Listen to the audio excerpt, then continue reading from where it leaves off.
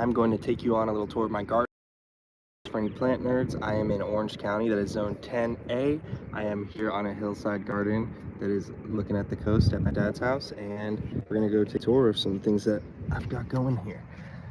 This garden had a mudslide and a lot of the stuff was changed around, so I had to restart a lot of things, but other than that, it's doing pretty good still, so let's get a look. Pop. All right. Starting up here, I got my nectarine trees, got my nectarines.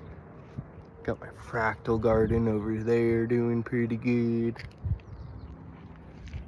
Down here, got herbs like some mint, lavenders, rosemaries. These are parsley plants going to seed right now. I kind of do a natural, simple, and just try to let things do what they want to do if it's going to be beneficial for me. So why kill it if it's not in the way? I've got some cooking sage over there, ginger, horseradish, some onions, potatoes, chamomile, some onions and more chamomile in here, some calendulas, and there's some more of the fractal garden. Put some more stuff in there. See, pretty much everywhere I cut plants I do, I got little walkways, and some stuff grows in it, and I'll deal with it, whatever. Thyme, beautiful bushes.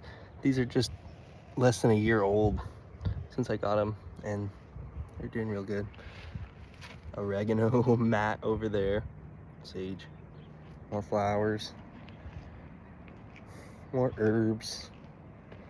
Got a nice white sage plant right here. Gorgeous. To make some sage bundles and freshen it up with that. Lemon thyme down here. Got mullein for all my herbal experimentations. Got some potatoes in the ground over there. So I just throw my stuff on the ground and I let it sprout back up naturally for me. So these onions are gonna probably come up. I've got arugulas coming up through the brush here. So everything being a little messy like this actually ends up benefiting me, saving me a lot of work. I don't have to buy mulch. Here's some chard flowering. It's beautiful. Let's take a look at this bed. Some of the remnants from earlier in the year. We've got our pink hollyhock and white hollyhock still blooming. We've got these Hopi black dye sunflower with all its heads, and getting ready for the summer. Boom, Costata romanesca. This is my favorite zucchini. Super nice and nutty. Got a few of these in there. The rest of my herbs keeps getting disconnected, so you can see the rest of my herbs keeps getting disconnected. I'm gonna have to end this in a rush. Some big rosemary bushes. I've got more lavender, sage, thyme, tulsi basil, some primrose. I've got a fig tree right here to be cut from the neighbor's plant. Boom, boom, more summer stuff right here. Got a pepper plant I got from my landlord. Looks like a serrano. I don't really know what kind it is, but it's starting to pop out there. Got a poppy back there and some other stuff's going on. We'll check it out later. These flowers, I forget what they're called, but it's kind of like a daisy of some sort, I think. Pretty nice. It's the last remnants of kind of like a wintry time kind of vibes. I've got some broccolis finishing up.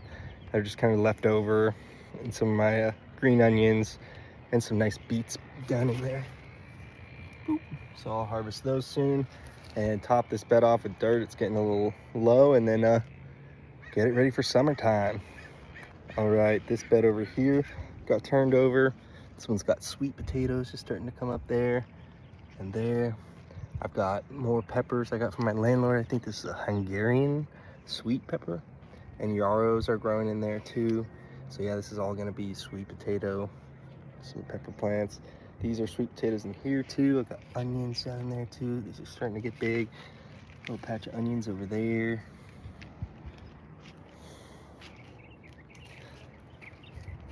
Going this way.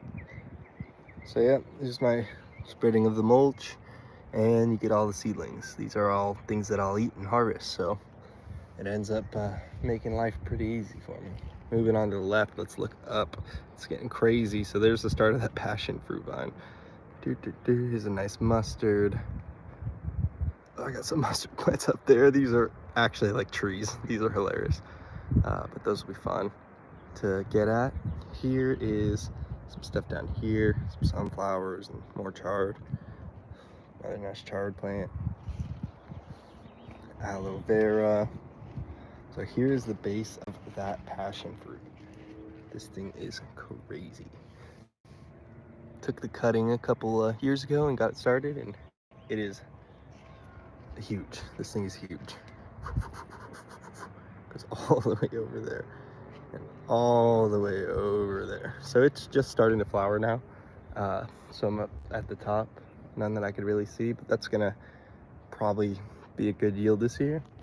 Got some more sweet potatoes down there, herbs, yarrow patch over here. It's a little wild over here, you know, so just letting it be. There's that passion fruit. Whoop.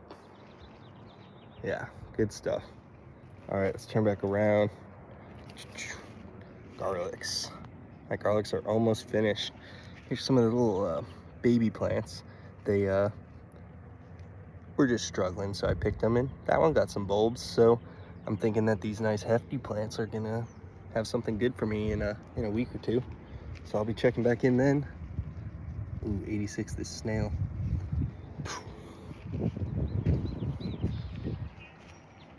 I'll get this bed turned over and switch it into all summer stuff. Eggplants, tomatoes, whatever. Another one of these pepper plants. And some of my overwintered peppers. I don't know if these are, can't remember if these are in their second year or their third year. They might come back. So I'll prune them back, and let's look at some of the healthier overwintered peppers though. But first, more potatoes, chamomile. I got sugar snap peas right here. Boom, boom. Looking good. Carrots back there. All right, let's move on up. This is a nice spot right here. Oh, let's look at this tomato plant. So it starts down here. Way down in there somewhere, there's a bunch of branches. And then this thing comes up all the way over here. It's almost high-fiving the passion fruit now. And this thing is just loaded with beautiful looking tomatoes. So I'm excited for the weather to warm up a little bit, and I'll start to get some. There must be hundreds of tomatoes on this plant at this point. The thing is 12 feet tall, 10 feet tall. Yeah, hollyhock. That thing's 12 feet tall. So yeah, more of these beautiful tomatoes.